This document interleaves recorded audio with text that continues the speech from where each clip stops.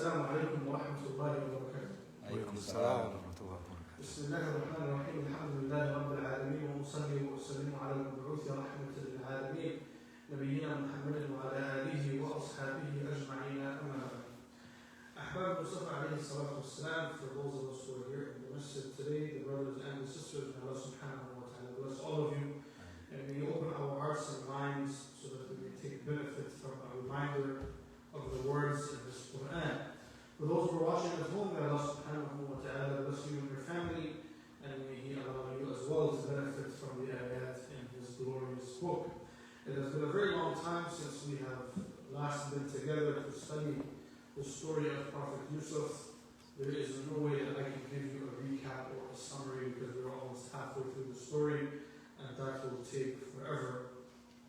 But I encourage you, if you are, having trouble remembering where we left off and what we've covered so far, go a few weeks back, either on Facebook or on YouTube, and review some of the recordings that are present of some of the previous episodes of the story of Prophet Yusuf that we conducted together, and you will get a good refresher, even if you just listen to the very last lesson that we had before the month of Ramadan, or the first week of Ramadan. You will have an idea of where we left off, and perhaps you will be well equipped to continue with us for the rest of the journey.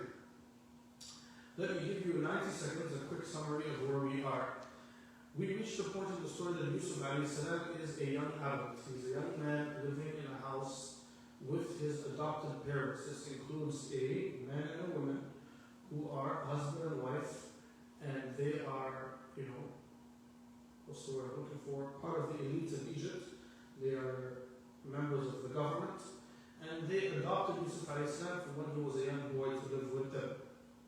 Now Yusuf is fully grown, and that lady who is his adopted mom, she has a sickness in her heart, and she wishes to involve in some haram activity with this young, handsome man. And we went through the details of how Yusuf conducted himself, how he tried to avoid the situation, how he tried to run away, but the lady was very determined. She was after him. She locked the doors of the house and she isolated him and cornered him in a room. And eventually Yusuf tried to run away. She grabbed his shirt. The shirt ripped. It was a very long story. It's almost like a movie. And that's why, I don't mean that in any derogatory term. That's the very reason why Allah says this is the best of stories. Why? Because the storyteller here is Allah.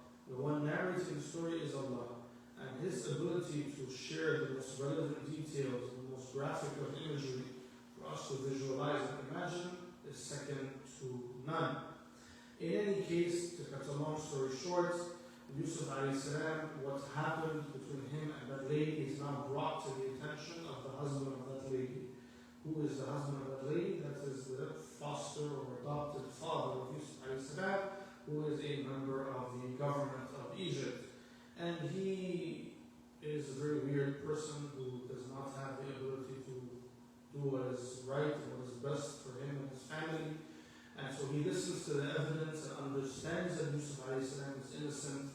But because of his wife's persistent behavior, he eventually concludes that Yusuf should be sent to prison. Now, Yusuf before going to prison, we're going to talk about what he said, and we're also going to talk about what happened to him when he entered into prison, inshallah. Yusuf when he realized that he was going to be in trouble and this man was going to reevaluate what to do, he made dua to Allah and he said, رَبِّ السِّجْنُ أَحَبُّ إِلَيَّ مِمَّا يَدْعُونَنِي إِلَيْهِ. He said, Oh Allah, going to prison is more beloved to me and is okay for me rather than dealing with these people and their problems. And eventually what happened was he was sent to prison. And here it's not mentioned in the ayah explicitly, but a lesson that we can draw and we can take with us that I want us to think about is we should be careful how we speak. Because what we say has a direct impact on the reality of our world and our life. Speak positively, you will have a positive experience in this world. Speak negatively and you will have negative experiences in this world. This is the sunnah of this creation of Allah. The way Allah designed this universe is such. If I speak positively, if I speak, using words and using ideas that are positive and happy and wholesome, my experience in this life is likely to be positive, happy, and wholesome. And if I speak very negatively and very pessimistically and always speak about the worst possible scenario, the worst possible outcome, don't be surprised when some of that horrible scenarios and some of those worst possible outcomes become a reality. Yusuf alayhi salam, he was talking about going to prison. It so happened that's where he ended up. And, this is something that we can keep in mind for ourselves as well. By the way, if you don't agree with what I'm saying, it's fine. Put it aside. The bottom line, the very basic thing that we can all agree on universally is what? That our thoughts and our feelings and our emotions are directly impacted by our words. If you say and you talk about things that are positive, that are nice, your mind will be programmed to recognize and to appreciate and to process things that are nice and positive. And the opposite is also true. As an example, you can come into the masjid today and you can observe and say, look around, mashallah, the masjid is so clean, the masjid is so peaceful, it's so nice. What will happen if you start talking like this? You will feel happy, you will feel the masjid is very peaceful, very calm, very welcoming, very, a feeling of being at home, and you'll be happy. There's another way you can do it. You can come and say, the masjid is empty. Where are the people? Where is the community? How come nobody's coming? Even on Saturday, nobody's in the masjid. Then don't be surprised if you start to feel angry and you start to feel agitated. It's all about how you speak, right? So this is a lesson that we can take from these verses that Yusuf had said before he went to prison. Speak good things and you will feel good. And don't speak bad things so that you don't feel bad. Now, Allah subhanahu wa ta'ala said, وَدَخَلَ مَعَهُ السِّجْنَ فَتَيَانِ. So we're moving forward now. And I told you guys about this before, I repeat again. Allah is talking about Yusuf alayhi salam facing an awkward situation that maybe he is not sure what will happen next. He's telling Allah, if I go to prison, it's okay for me. Allah now says that two young men entered prison along with him. Now, you should start thinking, hold on a second, what happened in between? How did Yusuf alayhi salam get to prison? The answer to that question is, all of that is here. Qur'an doesn't spoon feed us basic information that we can use our own brain to figure out. Right? The reason for that is clear. That is, Qur'an is not a storybook. Qur'an has stories in it, but it's not a storybook. Qur'an is a book of lessons. It's a book of wisdom. It's a book of life teachings. And the story is there to drive the point home. That's why you will find Qur'an does not care about people's date of birth. Doesn't care about where people were. It doesn't mention Yusuf alayhi salam's date of birth, where he was born, how old his father was, what were the names of his 11 brothers. All of this is left out. Why? Because there's no benefit and there's no wisdom to extract from that. Where there is wisdom and benefit for me and you to extrapolate, Qur'an zooms in. The fine points in between, Allah trusts that me and you have a working kidney. What's here? Brain, aql, is working. And if the aql is working, you should be able to follow the story and take benefit. So Allah doesn't have to spoon feed us and say, then the minister decided that Yusuf shouldn't stay at home, so he took him to the court, and then the judge sentenced him. Then he was handcuffed and taken to the prison. No, we understand that Yusuf ended up in prison. Why? Because Allah now jumps forward, he fast tracks the story. Yusuf alayhi salam is in prison, and there are two young men who enter along with him. By the way, this is very important. You'll be surprised. You might be wondering why I'm even talking about this. Because there are great minds, thinkers, orientalist thinkers, intellectuals that are not Muslim who study Qur'an, And a very common critique of Qur'an, this is written about in many academic settings and spoken about in many academic environments, they say Qur'an is not cohesive. They say Qur'an is not a free-flowing story. It has many awkward areas and interruptions, and some of the gaps are not filled. Because they don't understand the purpose of Qur'an. They're thinking Qur'an is like some storybook they read when they were a child. Qur'an is not like that. Qur'an is a book of wisdom, it's a book of guidance, it's a book of life lesson. Then Allah says these two young men entered into prison along with Sayyidina Yusuf alayhi salam. قال أحدهما, one of them said, إني أراني أعصر خمرا. One of them said, verily I have seen myself squeezing and making wine. وقال الآخر إني أراني أحمل فوق رأسي خبزا. Another one said, I saw myself carrying a basket of bread on my head. تأكل الطير منه. The birds were eating the bread from the basket that was on my head. نبئنا بتأويله. Tell us the interpretation or your interpretation of our dreams. إنا نراك من المحسنين. Really, we see you to be from among the good people. A couple of things to unpack here. These two guys who entered into prison, obviously they stayed in prison for some time with Yusuf, and they saw dreams. One guy is seeing a dream that he is squeezing and making wine. The other guy sees this idea of him carrying a basket, bread in the basket, birds are eating the bread from the basket on his head. They go to Yusuf alayhi salam and they say, tell us the interpretation of our dream. These dreams are disturbing to us. Tell us what you think. And then they say something phenomenal. They say, إِنَّا نَرَاكَ مِنَ الْمُحْسِنِينَ. Verily we see you to be from among the muhsineen. Who are the muhsineen? The muhsineen are people who have ihsan. What is ihsan? Ihsan is excellence, in the simplest of definitions.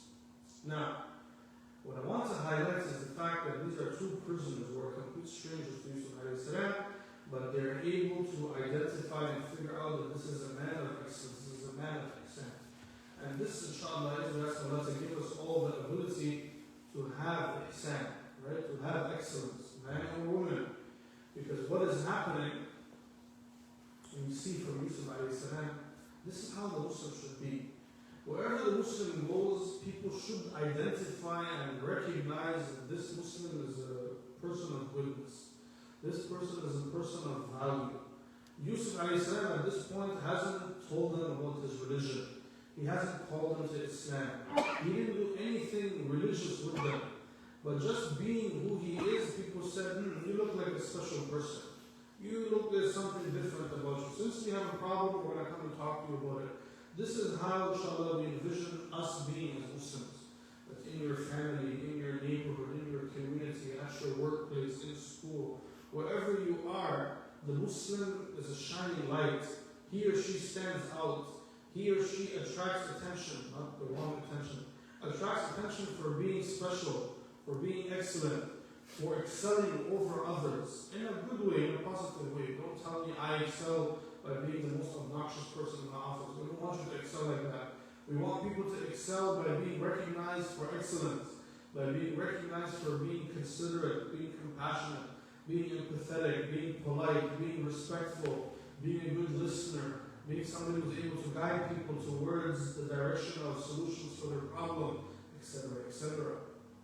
Then, what I want to highlight is Yusuf alayhi salam at this point of his story. You're going to see now that they have come to him seeking his help, Yusuf alayhi salam will share his religion with them. But Yusuf alayhi salam didn't put the religion first in front of him. His character was enough to bring people close to him. And this is what we need to reach. How do I explain this nicely? A few nights ago, we had this interfaith event here in the masjid that we hosted. The masjid was the venue. It was not our program. The Interfaith Council called us. They wanted to do an event. They asked to use the masjid. We said, most welcome. There's some discussion back and forth. Yes, no, how, we decided in the end that Bismillah, let's open our doors and welcome whoever wants to come. And people came and they did whatever they had to do and whatever. And eventually we made some little presentation about Islam. Because they were in a masjid, I didn't want to force Islam upon them. But I read some Qur'an, we used some Qur'an, you have to translate the Qur'an. Then they looked around, they asked about the names of Allah. They said, what is this Arabic stuff? One guy, mashallah, may Allah bless him, open the doors of goodness for him. What did he say? He looked at all these Arabic words and he said, why do they all have the same first letter? I was shocked. I said, wow, how did you even recognize and notice that, right? But he did. Then that got us talking about the names of Allah and what they mean and this and that. Beautiful discussion. At the end of it, we had some private conversation myself and Farooq, who also was here. And we were discussing what do you achieve from this kind of discussion? And what you achieve from that discussion, this is what I'm trying to highlight here from the stories of Yusuf as well, is we're not looking to shove Islam down people's throats.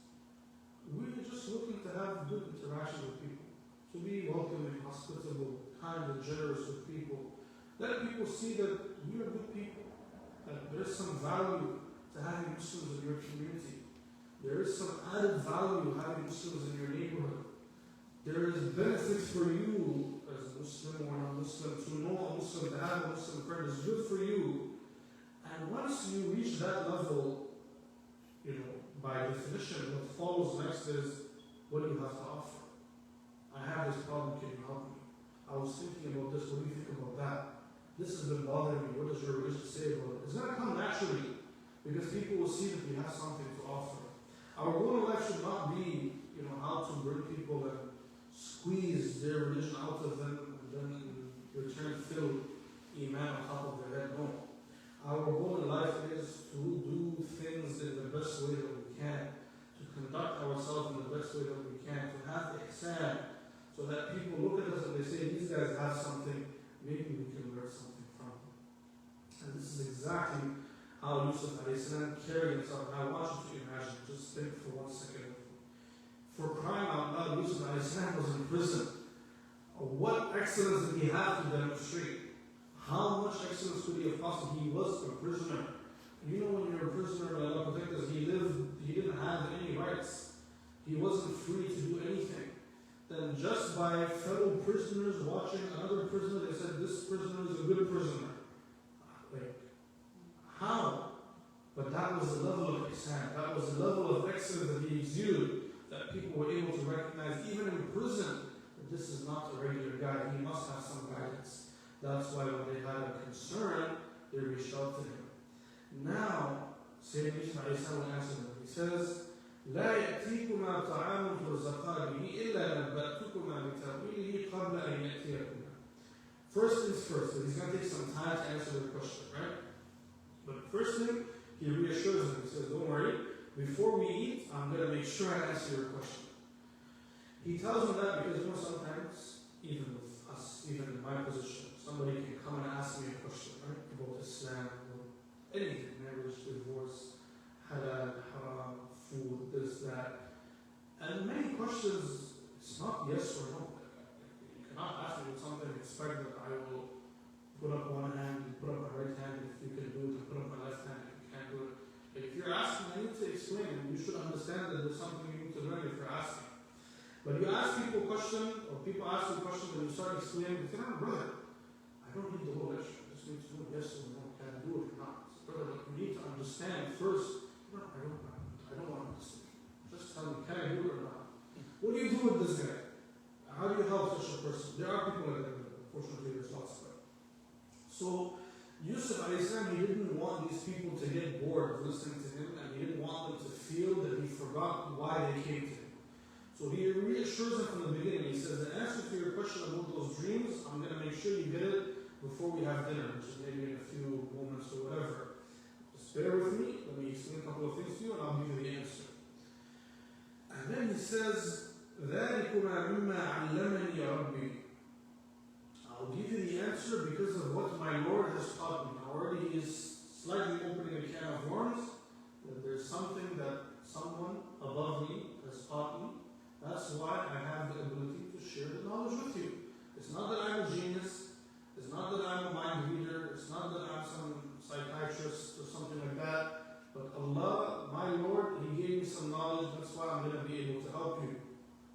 And He says, إِنِّي تَرَكْتُ مِلَّةَ قَوْمٍ لَا يُؤْمِنُونَ بِاللَّهِ وَهُمْ بِالْآخِرَةِ الْكَافِرُونَ. Me, I left the religion of a group of people who never believed in Allah, and they were disbelievers in the afterlife. He goes on,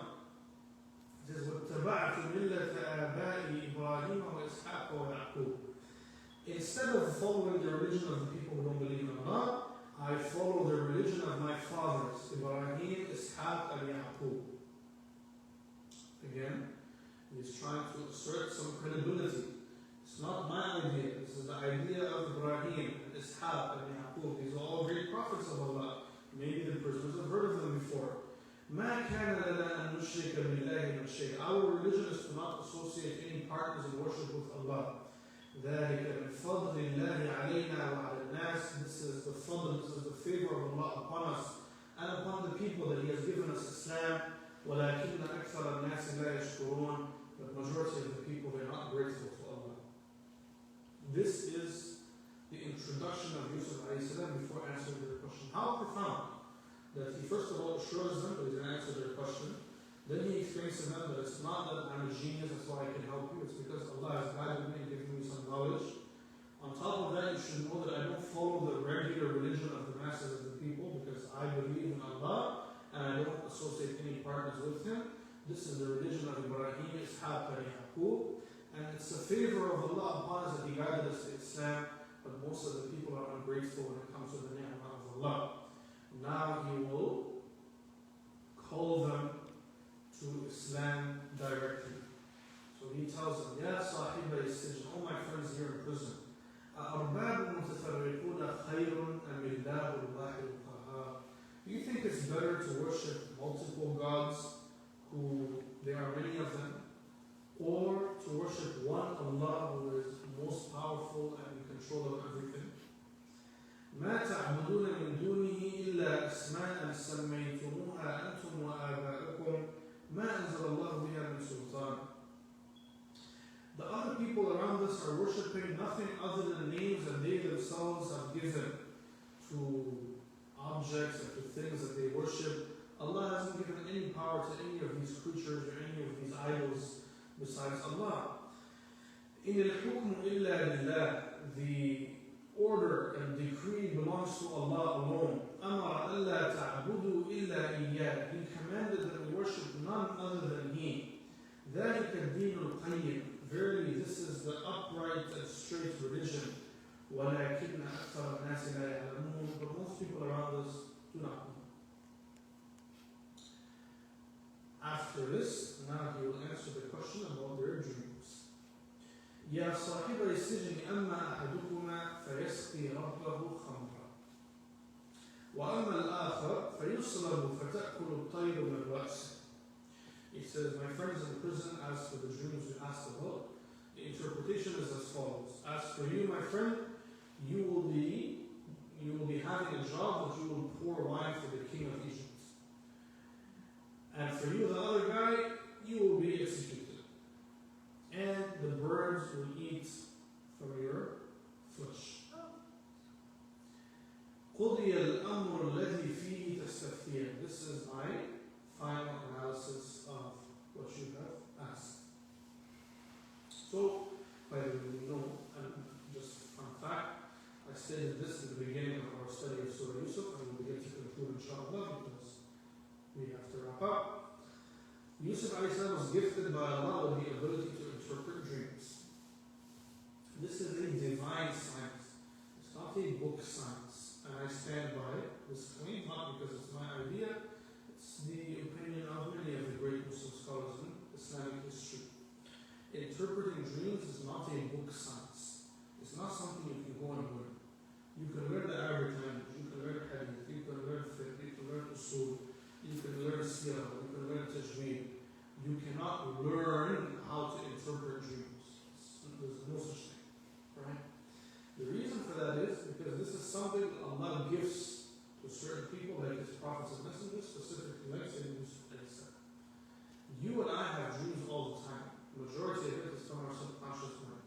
You had a nightmare not because Allah is trying to tell you something, because you watched a horror movie yesterday before going to bed. That's simple. Right? You had a dream that you will have, you will be living in a palace and there will be chocolate fountains everywhere, there will be ice cream coming from a fountain in the fridge because you were planning to go to Dairy Queen yesterday and you didn't get to go. These are where 90% of our dreams come from our subconscious mind. What you think about during the day is what you dream about at night.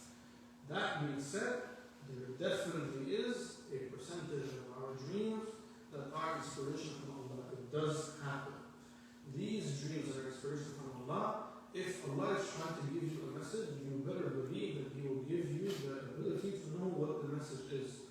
Allah is not sending you a message in your dream that you can go and find, some holy guy somewhere who will charge you $500 and he will tap your head a few times and tell you what your dream meant. This is nonsense. Let's be honest and frank, right? If Allah is trying to tell me and you something in our dream, He will give us the ability to understand what the meaning and the message of that dream is.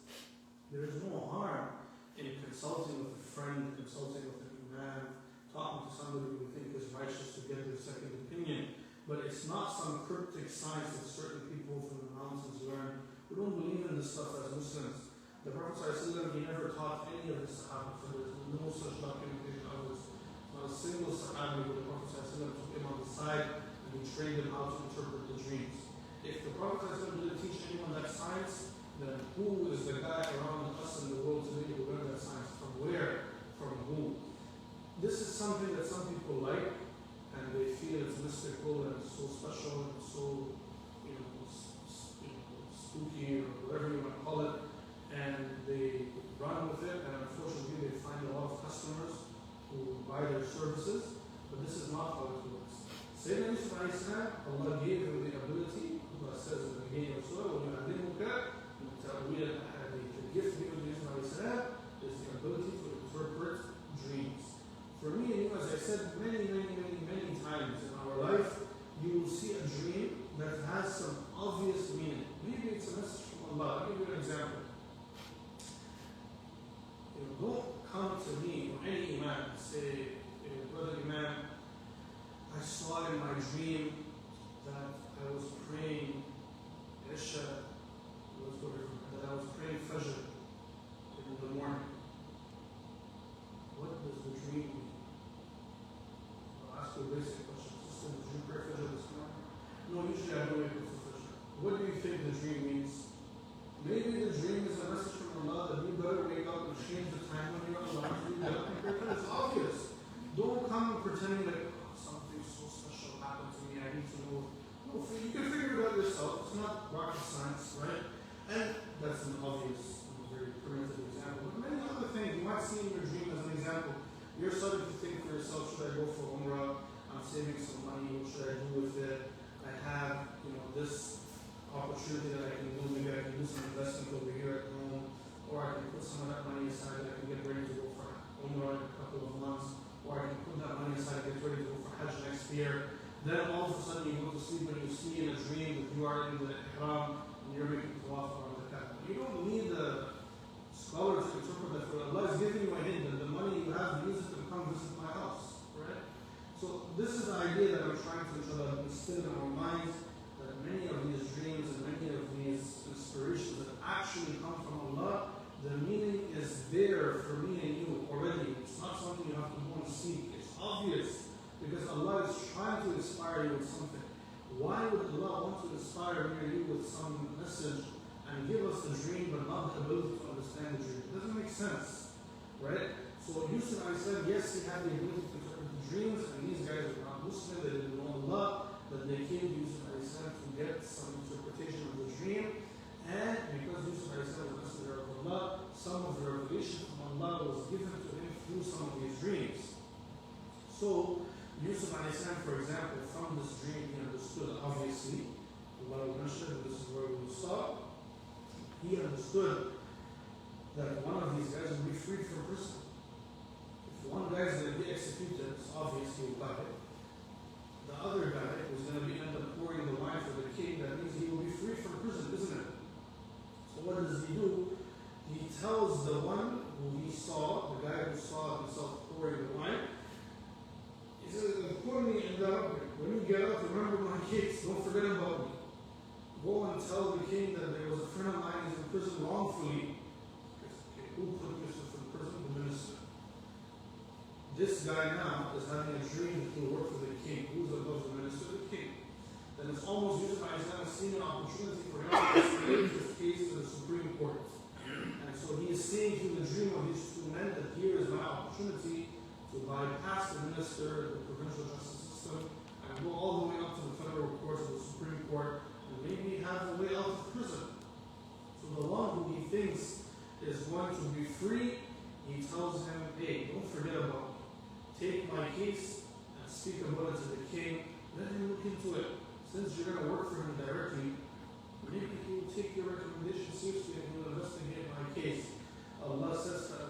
الشيطان ذكر ربه فلبث في السجن بضع سنين. Shaitan caused that man to forget Yusuf alayhi salam after he was free. So Yusuf alayhi salam had high hopes that this guy will go and plead his case, and had forgotten. And unfortunately, Allah says Shaitan is the one who causes people to forget. فلبث في السجن بضع سنين. So Yusuf alayhi salam stayed in prison for بضع سنين. بضع is a period of years in Arabic language, approximately 7 or 9 years. Just pick Yusuf alayhi salam spending 7 or 9 years in prison. He is the Prophet of Allah, and he's going to spend 7 or 9 years extra in prison after he's wrongfully accused, after he thought he had a way out, who this friend of his was going to work for the king. Then the lesson that we learn is life is full of challenges, life is full of obstacles, life is full of surprises. But as long as you have Iman, and as long as you trust in Allah subhanahu wa ta'ala, Allah subhanahu wa ta'ala will never abandon the believers, and He will make a way out for all of us. I'm going to stop here, and next week inshallah we will continue, and we will be talking about how Yusuf alayhi salam finally got out. What happened? The poor Prophet of Allah, Yusuf alayhi salam, is stuck for another 7 or 9 years in prison. So how will he finally be able to come out of prison? What will happen? This will be next week. Will be next week's discussion. And the beautiful part of the story is next week. There are more dreams. Today we spoke about the dreams of the prisoners. Next week is the dream of the king. And Yusuf alayhi salam will be able to provide some insight for the king that will enable him to present his case to the king. That will allow him eventually to gain his freedom. That will lead to him eventually working for the king and the government of Egypt. It's a long story, but we will, inshallah, go step by step until we reach the end of the surah. Ask Allah subhanahu wa ta'ala to help us all to be among those who listen. And when they listen, they understand. And when they understand and apply the best of what they understood. Do you guys have any questions or comments for me before we conclude formally? Yes? So like you know how you were saying dreams, right? But say like Allah put something in your heart. Well, that's what I'll say. Like if you have a feeling about something, like a good feeling, can you apply that same principle? Like good thoughts, or your Allah giving you a sign. Like if you put something beautiful in your heart, could that be seen as a sign from Allah? Like I don't know if I makes sense. Sorry, it makes okay. Sorry. Yeah. No, this happens. By the way, all of us as humans, regardless of our spiritual state and whether male or female, we have some gut feeling.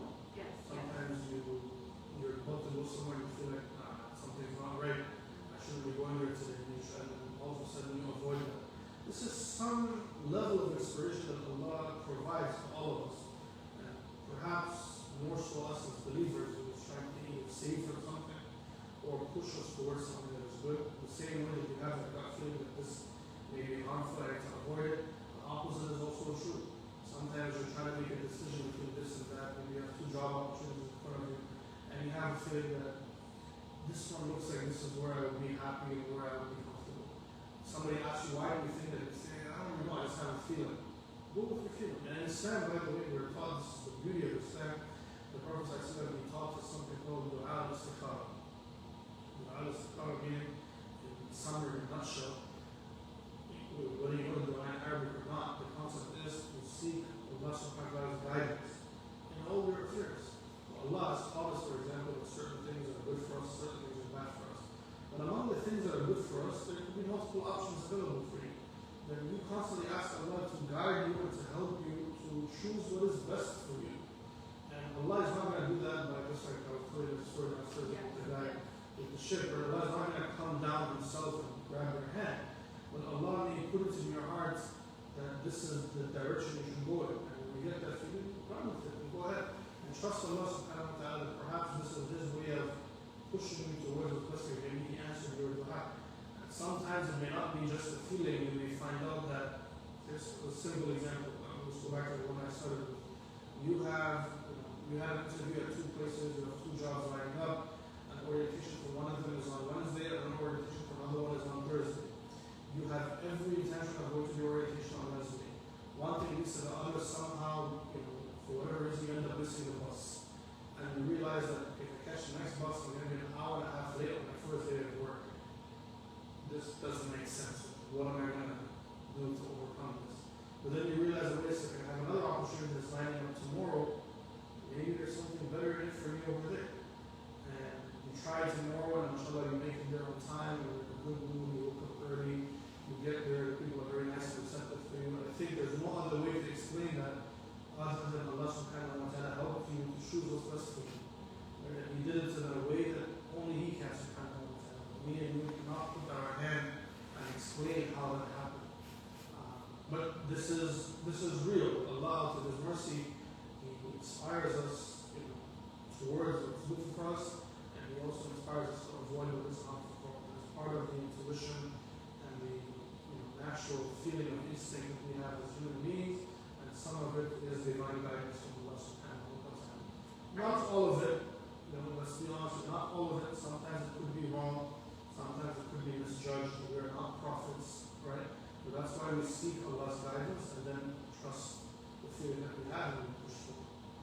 Sorry, one more quick question. Go ahead. You were saying about like shaitan, like people that forget is shaitan. Can you just be a little more specific about that? Like, I know what you're saying, but I mean like the fact that shaitan causes people to forget. Yeah, so we believe in this spiritually, that Adam and Eve forgot the commandments of Allah, and there was a lapse of concentration for them because of the influence of shaitan.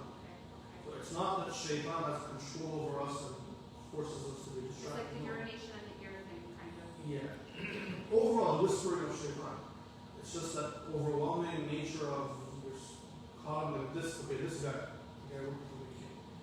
Most likely shaitan distracted him to 101 different things around the king. Ask the king to give you a gold ring, ask him to give you a gold cup that you can give to your brother, ask him to do this, ask him to do that, do this, do that. But shaitan kept him busy with so many different ideas in his mind, that he ended up busy with so many different things that he forgot what he promised his friend in prison. So the idea, and to tie it for you close to home, is that story that we all are aware of Adam and Eve. Adam and Eve is not that shaitan forced them to eat from the tree, but he distracted them in a way that they forgot the commandments of Allah because of the idea that was floating around in their head. The Qur'an references it, that he told them that if you eat this tree, you might live forever. There's a reason that the angels are allowed near that tree and we're not, because they don't die and you might die. And all of a sudden Adam's brain is spinning and what's going on here? And he forgets that, no wait, Allah is the one who told me not to go anywhere near that tree. That tiny lapse of concentration is where shaitan capitalizes and he's able to get his way, which is Adam on his own deciding that he will eat the tree. So from a spiritual perspective, we believe that a lot of our forgetfulness is caused by shaitan. His need to have us forget, because let's go back to the perspective. Nobody disobeys Allah while they're aware of Allah, isn't it? Anything wrong, any sin that I do or you do, you don't do it while you're conscious of Allah. You have to forget Allah for that moment. Because if you're conscious of Allah, you will not do it. There is a requirement for me to go against the order of Allah, even if it's for a second or for a minute. I have to forget about Allah. That is a requirement. Because you can imagine when we pray Salah, how aware we are of Allah, we're standing in front of Allah. If that focus is with you 24 hours a day, you will never do anything wrong. But shaitan is able, through many tactical ways, to cause us for a moment to forget Allah. And in that moment, that's where we fall and we end up disobeying Allah subhanahu wa ta'ala. So spiritually, we believe that shaitan has a unique talent for being able to make us forget. I hope that answers your question. And this was so beautiful, by the way. Thank you. May Allah bless you. This is your message. Feel at home. Ramadan is over. We're back to the regular routine. We're here every Saturday. Alhamdulillah. Can I ask a question too? Go ahead. Sorry. My question is around, so Yusuf alayhi salam, he was gifted to, he had a divine gift to be able to interpret dreams, right? And there's a lot of people who claim that they're also like fortune tellers, right? Yeah. So I have two questions related to that. One is, could that be seen as a form of shirk? People who often go to fortune tellers in the hopes of knowing like, what's my next step in life, or what's this going to happen. It's almost like you're relying on their interpretation of things or seeing the future. And like, how do you draw the line between shirk and still, like, as a Muslim, should you even be going to fortune tellers? And then my second question is, how do you filter out people who genuinely have a divine gift versus those that are deceiving you? Two very good questions. Let's start with the first one. Where do we draw the line on engaging in fortune tellers and those people who can perhaps predict our future and share some insights into the future? We draw the line at this is completely haram and prohibited for us as Muslims. We cannot go anywhere near it. The Prophet ﷺ went as far as to say, to warn us about the one who goes to the fortune teller not believing in it, but out of curiosity to know what they will share with them. That is even prohibited for us as Muslims. So, Islamically speaking, we are meant to have zero interaction with anybody who is in that funny business. From an Islamic perspective, the idea is nobody knows the future other than Allah. And there's a good tendency that when you open that door, people become dependent on these kind of people. And you nailed it on his head. There's an element of shirk, if not explicit shirk, very close to explicit shirk, that will start to take place. That you will depend on this person, believe that this is the person who can, either guide you towards something beneficial or perhaps, help you to prevent and avoid something that is harmful. And so you compromise your trust and reliance upon Allah in favor of trusting and relying upon this fortune teller. So this is completely haram in Islam, and the Prophet ﷺ, he warned that the prayers of the person who goes and listens to this person are not accepted. So it is a major sin in Islam for a person to even, never mind believe 100%, to even be inclined to want to go and seek that information out. SubhanAllah, from a very different perspective, I don't want to open another can of worms, but there's a huge blessing in the fact that being able to know the future, isn't there? Like the level of sanity we're able to have just because we don't know what's going to happen next is a huge blessing. Because the chances that some misfortune can happen in my life or your life tomorrow exist, doesn't it? And if we knew that, you would be paralyzed. How would you move forward? May Allah protect us, brother, and Allah keep us all safe. Imagine if you were able to see the future and you saw that on your way home you would be affected by an accident. May Allah protect us. Would you leave? What would you do? What would be the mental state? Yeah. And what kind of anxiety would you suffer with? I can't even imagine that. So there's a huge hikmah, there's huge wisdom in the fact that Allah concealed the future from us. And there is nobody who believes in Islam, that there is absolutely nobody who knows anything from the future except Allah. The future is from what we call ilm, like knowledge of the unseen. And that is exclusively the parameter and prerogative of Allah subhanahu wa ta'ala. Nobody else shares that with him. Your second question was a very good question. What was it? I have a follow-up question to what you just said. Because Allah gave Prophet Yusuf alayhi salam the ability, that divine ability to see dreams, right? And to interpret dreams. So like if you have that divine ability, can you even use it? Because people are not supposed to come to you. It's prohibited in Islam. So why have that ability? And like, you know what I mean? Like, if we're not meant to seek that. So that's where I suggested, maybe not explicitly enough, that this is not a form of book knowledge. It's okay, divine knowledge. It's either you suggest that somebody alive today is kind of like a prophet who's given that gift, if you don't believe in, or you suggest, which is what most of the people are suggesting, that it's a kind of knowledge you can learn. That the guys who are doing it are not saying that Allah blessed me and selected me. No one is saying that. Because the moment they say that, we'll all say, you really need to get out of here. Right? So they're saying that no, this is very secret knowledge. There's many books written in Arabic and Farsi and Urdu. You never saw the books. I have the books. I read the books. Some sheikh who knows he taught me. This is what they're saying. No one is saying I'm divine selected. Is that wouldn't fly? And I'm suggesting, not on my own accord, that there is no book science for this. You may read about the dreams that Yusuf interpreted